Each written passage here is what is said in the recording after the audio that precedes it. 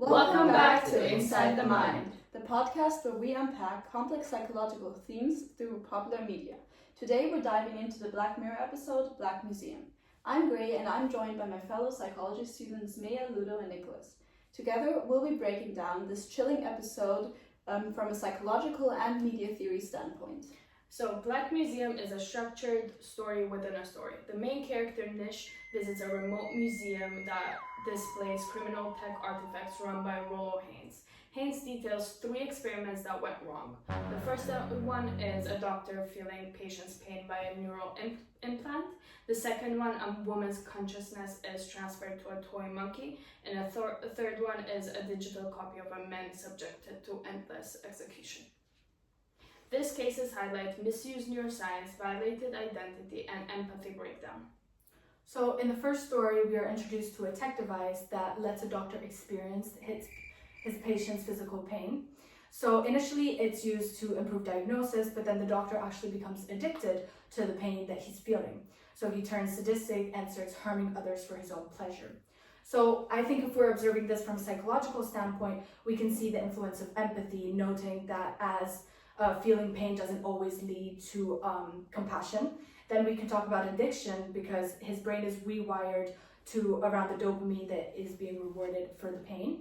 And moral disengagement because he rationalizes harm as curiosity or even sometimes necessity. And finally, desensitization as the repeated exposure to this pain eventually numbs his emotional response. And when we're comparing this to our daily lives, there are these neural implants that are shown in the episode are actually being developed to connect the brain to external devices. While they obviously aren't reading pain yet, we are very closely approaching the real-time brain-to-brain interfaces. So in the second story, a woman has her consciousness uploaded into her partner's brain, and she's able to experience everything she can't act, and then it later gets transferred into a toy monkey.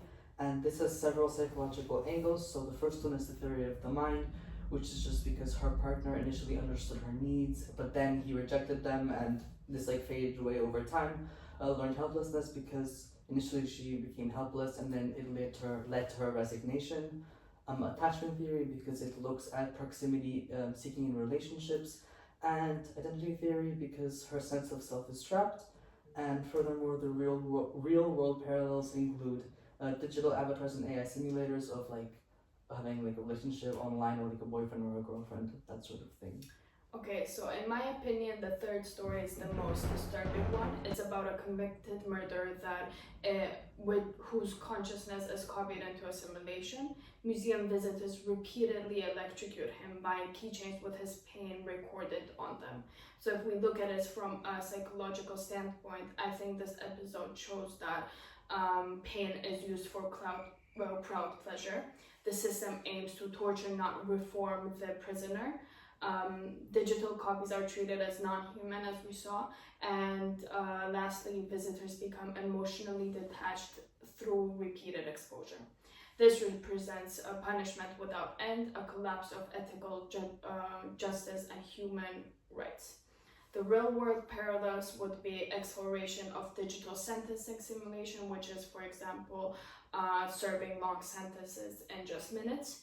Surveillance tech pushing boundaries of digital justice enforcement, and lastly, concerns about digital cruelty, anonymity, and commodified suffering. So what I think ties all of these stories together is the misuse of neurological and psychological technology. So each one takes a human need like pain, justice, or empathy and twists it using technology without ethical boundaries. So they all show the danger of separating emotion from control.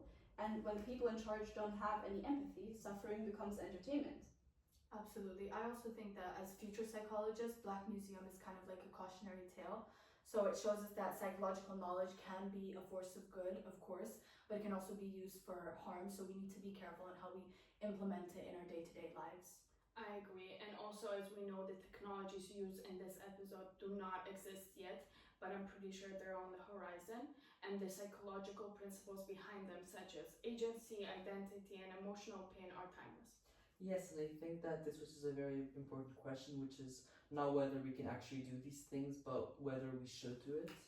So I think that wraps it all up.